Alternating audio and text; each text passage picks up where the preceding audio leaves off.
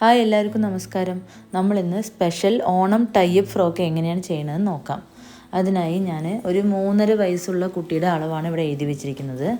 അപ്പോൾ നമുക്ക് ലെങ്ത്തിൽ നിന്ന് യോക്ക് പോർഷൻ മൈനസ് ചെയ്ത് താഴെ വരുന്ന പോർഷൻ എത്രയാണ് ലെങ്ത്ത് എന്ന് ആദ്യം മെഷർ ചെയ്ത് എഴുതി വയ്ക്കാം. ഇവിടെ ടോട്ടൽ ലെങ്ത്ത് 24 ആണ്. അതിൽ നിന്ന് യോക്ക് മൈനസ് ചെയ്തിട്ട് താഴെ വരുന്ന എത്രയാണെന്നുള്ളത് ഞാനിവിടെ ആദ്യമേ എഴുതി വയ്ക്കുന്നു. എന്നിട്ടാണ് നമ്മൾ യോക്ക് പോർഷൻ്റെ കൺസ്ട്രക്ഷൻ ചെയ്യുന്നത്. ഇതൊരു 3.5 മുതൽ 5 വയസ്സുള്ള കുട്ടികൾ വരെ ഈ ഫ്രോക്ക് വിയർ ചെയ്യാം. ഞാനിവിടെ സ്കേർട്ട് എന്ന് എഴുതിയിരിക്കുന്നത് യോക്കിന് താഴെ വരുന്ന പ്ലീറ്റ് വയ്ക്കുന്ന പോർഷനെയാണ് സ്കേർട്ട് ലെങ്ത് എന്ന് എഴുതിയിരിക്കുന്നത്.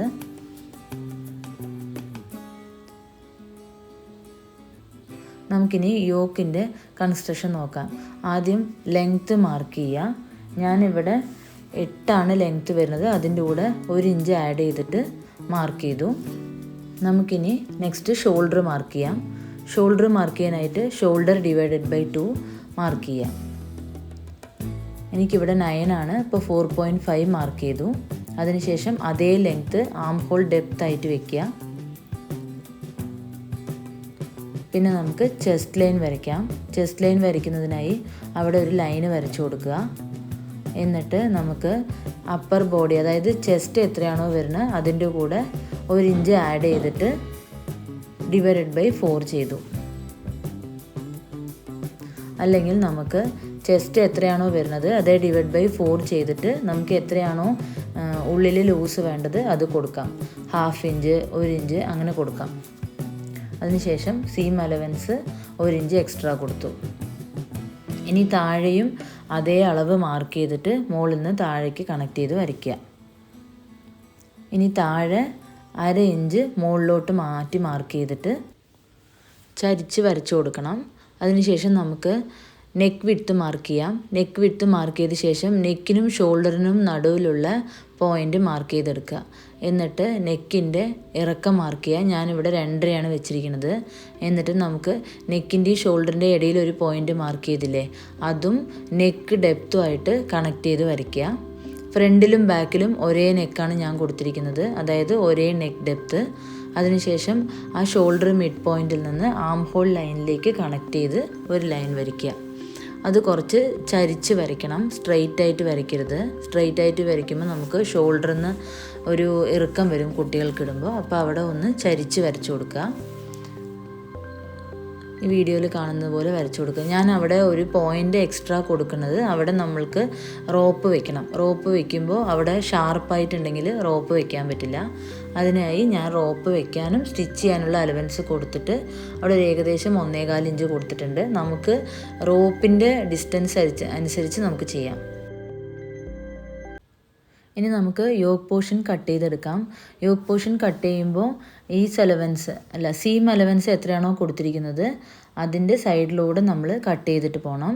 നെക്കിൽ നമ്മൾ മാർക്ക് ചെയ്ത ആ ലൈനിലൂടെയും ആം ഹോളും അതേപോലെ ആ ചരിച്ച് വരച്ച ഭാഗത്ത് കൂടിയും എക്സ്ട്രാ സീം അലവൻസ് കൊടുക്കണ്ട. ഈ കറക്റ്റ് മാർക്ക് ചെയ്ത ഭാഗത്തിൽ കൂടെ കട്ട് ചെയ്ത് പോയാൽ മതി. ഞാൻ ഇവിടെ ലൈനിങ്ങിലാണ് കട്ട് ചെയ്യണത്. അപ്പോൾ ലൈനിങ്ങിൽ കറക്റ്റ് അളവ് നമ്മൾ മെഷർ ചെയ്ത് കട്ട് ചെയ്യുക. ഇനി ഇത് വെച്ചിട്ട് മെയിൻ ക്ലോത്ത് കട്ട് ചെയ്താൽ മതി. അപ്പോൾ മെയിൻ ക്ലോത്തിൽ കുറച്ച് ഭാഗം എക്സ്ട്രാ വിട്ടിട്ട് ലൈനിങ് വെച്ചിട്ട് കട്ട് ചെയ്യുക. ഞാനിവിടെ ഷോൾഡർ നമ്മൾ ആ റോപ്പ് കൊടുക്കുന്നത് കൊണ്ട് കറക്റ്റ് ഷോൾഡർ വേണമെന്നില്ല. അപ്പം ഞാനൊരു 1/2 ഇഞ്ച് കട്ട് ചെയ്ത് മാറ്റി. അപ്പോൾ നമുക്ക് റോപ്പ് ചെയ്യണത് കൊണ്ട് ആ കട്ട് ചെയ്ത് മാറ്റിയ ഭാഗം പ്രശ്നം വരില്ല. ഇനി നമുക്ക് താഴെ സ്കേർട്ട് പോർഷനിൽ ലൈനിങ് കൊടുക്കണം.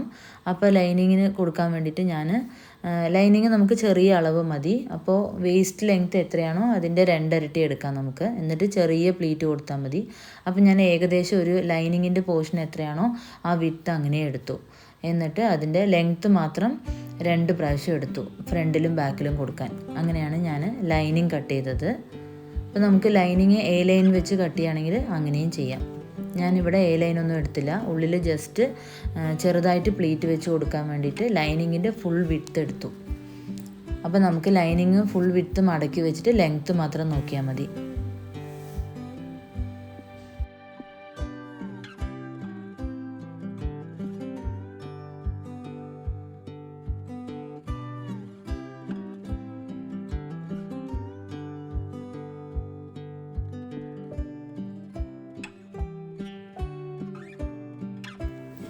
ഇനി നമുക്ക് സ്കേർട്ട് പോർഷനിൽ മെയിൻ ക്ലോത്ത് കൊണ്ട് പ്ലീറ്റ് വയ്ക്കാനുള്ള കാൽക്കുലേഷൻ എടുക്കാം. അപ്പോൾ മെയിൻ ക്ലോത്തിൽ നമ്മൾ വേസ്റ്റ് ലെങ്ത്തിൻ്റെ 3 ഇരട്ടി 4 ഇരട്ടി എടുക്കാം. നമുക്ക് എത്രയാണോ പ്ലീറ്റ് വേണ്ടത് അത്രയും എടുക്കാം. ഇപ്പം ഞാൻ എൻ്റെ അടുത്ത് ഒരു ഏകദേശം 1.25 മീറ്റർ തുണി ഉണ്ടായിരുന്നു. അപ്പോൾ അത് ഞാൻ ഫുള്ള് പ്ലീറ്റ് വയ്ക്കാൻ വേണ്ടി എടുത്തു. ഇതിലും ഞാൻ ലെങ്ത്ത് മാത്രമേ കാൽക്കുലേറ്റ് ചെയ്തിട്ടുള്ളൂ, ഉള്ള വിഡ്ത്ത് അങ്ങനെ എടുത്തു.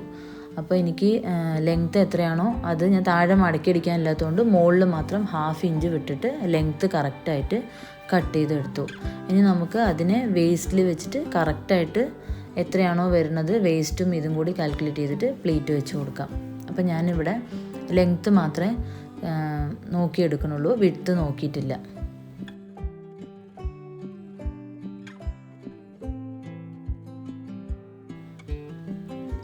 ഇനി നമുക്ക് യോക്ക് പോർഷൻ എങ്ങനെയാണ് മെയിൻ ക്ലോത്തിൽ വെച്ച് സ്റ്റിച്ച് ചെയ്യണമെന്ന് നോക്കാം. മെയിൻ ക്ലോത്തിൻ്റെ മേലെ ലൈനിങ് വെച്ചിട്ട് അതിൻ്റെ സെൻറ്ററിൽ വീഡിയോയിൽ കാണുന്നത് പോലെ നമ്മൾ റോപ്പ് നേരത്തെ തയ്യാറാക്കി വെക്കണം. ആ റോപ്പ് മെയിൻ ക്ലോത്തിൻ്റെയും ലൈനിങ്ങിൻ്റെയും നടുവിൽ വെച്ചിട്ട് സ്റ്റിച്ച് ചെയ്യണം. ഒരു സ്റ്റിച്ച് കൊടുത്താൽ മതി, ആം ഹോൾ മുതൽ ഷോൾഡർ വരെ, ഷോൾഡറിൽ നിന്ന് ഫുൾ നെക്കിൽ നിന്ന് പിന്നെയും ആം ഹോൾ ലൈനിലേക്ക് ഇങ്ങനെ ഒരു സ്റ്റിച്ച് കൊടുക്കുക. എന്നിട്ട് അതിന് ശേഷം ചെറിയ ചെറിയ നോട്ട്സ് കൊടുത്തിട്ട് അങ്ങനെ അടിച്ച് തിരിക്കുക. എന്നിട്ട് നമുക്ക് വേണമെങ്കിൽ മേലെ ഒരു സ്റ്റിച്ച് ഇട്ട് കൊടുക്കാം, വേണ്ടെങ്കിൽ അങ്ങനെ അയൺ ചെയ്ത് കൊടുത്താൽ മതി. അപ്പോൾ നല്ല ഫിനിഷിംഗ് ആയിരിക്കും.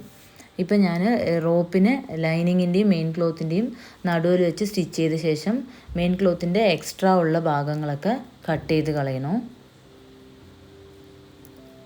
സോറി, ഞാൻ വീഡിയോ എടുക്കുമ്പോൾ ആംഗിൾ വെച്ചത് കുറച്ച് മുകളിലായി പോയി. ഇത്രയേ ഉള്ളൂ.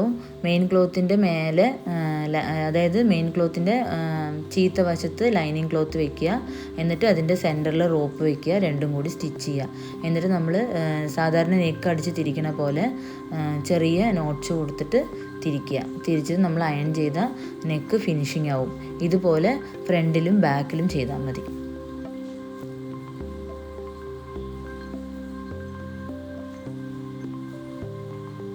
എന്നിട്ട് ഇതുപോലെ ആ റോപ്പിൽ പിടിച്ച് വലിക്കുമ്പോൾ നമുക്ക് നല്ല ഫിനിഷിങ്ങോടെ ഷാർപ്പ് എഡ്ജൊക്കെ കറക്റ്റായിട്ട് കിട്ടും. എന്നിട്ട് നമ്മളൊന്ന് അയൺ ചെയ്ത് കൊടുത്താൽ മതി. ഈസി ആയിട്ട് ഫ്രോക്ക് ഒരു 20 മിനിറ്റ് മാക്സിമം അരമണിക്കൂറിൽ ഈ ഫ്രോക്ക് സ്റ്റിച്ച് ചെയ്ത് കഴിയും. ഈ റോപ്പ് റെഡിയാക്കുന്നതും അതിൻ്റെ ഉള്ളിൽ വെച്ച് സ്റ്റിച്ച് ചെയ്യുന്ന ജോലിയും മാത്രമേ ഉള്ളൂ. അതിനുശേഷം പ്ലീറ്റ് വയ്ക്കുക.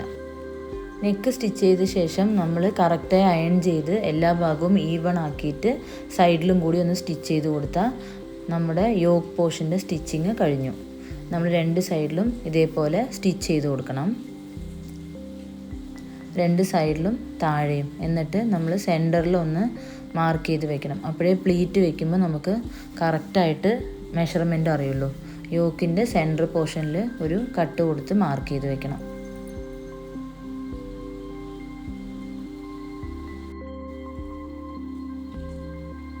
യോക്ക് പോർഷൻ 2 ഭാഗത്തും ഇതേപോലെ സ്റ്റിച്ച് ചെയ്ത് എക്സ്ട്രാ മെയിൻ ക്ലോത്ത് എല്ലാം കട്ട് ചെയ്ത് കളയുക. എന്നിട്ട് നമ്മൾ സെൻറ്ററിൽ മാർക്ക് കൊടുത്ത ശേഷം മെയിൻ ക്ലോത്ത്, അതായത് സ്കേർട്ടിൻ്റെ മെയിൻ ക്ലോത്ത് അതിൻ്റെ മേലെ വെച്ച് ഒന്ന് നോക്കുക, നമുക്ക് പ്ലീറ്റ് എത്രത്തോളം ഇടാൻ പറ്റുമെന്ന്. ഇല്ലെങ്കിൽ നമ്മൾ പിൻ ചെയ്ത ശേഷം അതിൽ വെച്ച് സ്റ്റിച്ച് ചെയ്യുക.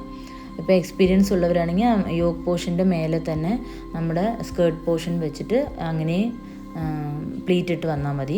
അല്ലെങ്കിൽ നമ്മൾ തനിയെ മെയിൻ ക്ലോത്ത് വെച്ചിട്ട് പ്ലീറ്റ്, അതായത് പിൻ ചെയ്ത് വെക്കുക. പിൻ ചെയ്ത് വെച്ച ശേഷം നമ്മൾ പ്ലീറ്റ് വെച്ചിട്ട് അതിനുശേഷം യോക്ക് പോർഷനിൽ വെച്ചിട്ട് അറ്റാച്ച് ചെയ്യുക.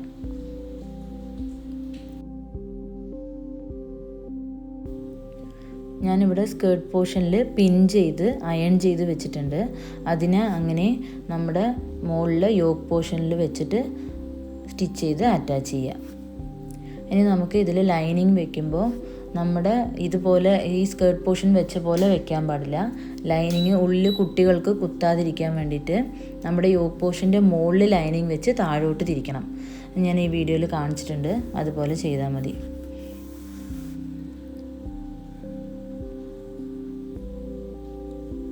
നമ്മൾ പിൻ ചെയ്ത് എപ്പോഴും പ്ലീറ്റ് വെക്കുമ്പോൾ നമുക്ക് പെർഫെക്റ്റ് ആയിട്ട് കിട്ടും. പിൻ ചെയ്തിട്ട് അയൺ ചെയ്ത ശേഷം നമ്മൾ യോക്കിൽ വെച്ചിട്ട് അറ്റാച്ച് ചെയ്യുക. അപ്പോൾ നമുക്ക് ഈ പ്ലീറ്റ് വെക്കുന്നതിൽ കൺഫ്യൂഷൻ വരില്ല.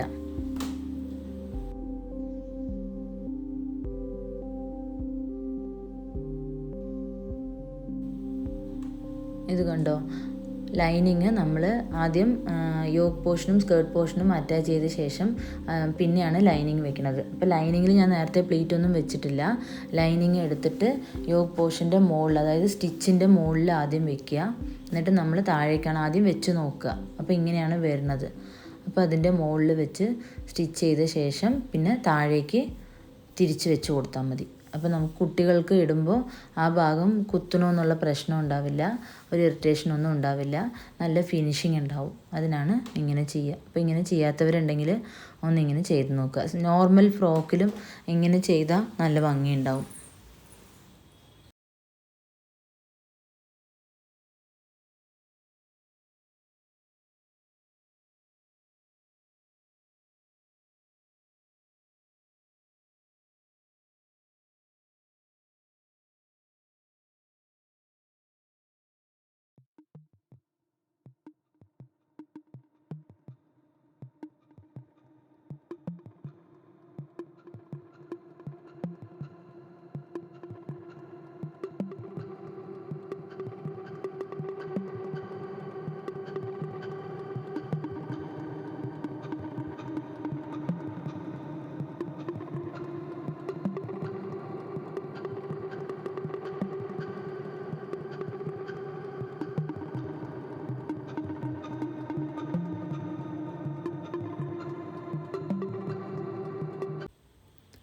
അപ്പോൾ ഇതുപോലെ ലൈനിങ് വെച്ച് തിരിച്ചതിന് ശേഷം 2 ഭാഗവും സൈഡിൽ ജോയിൻ ചെയ്ത് കൊടുത്താൽ നമ്മുടെ ഫ്രോക്ക് റെഡിയായി.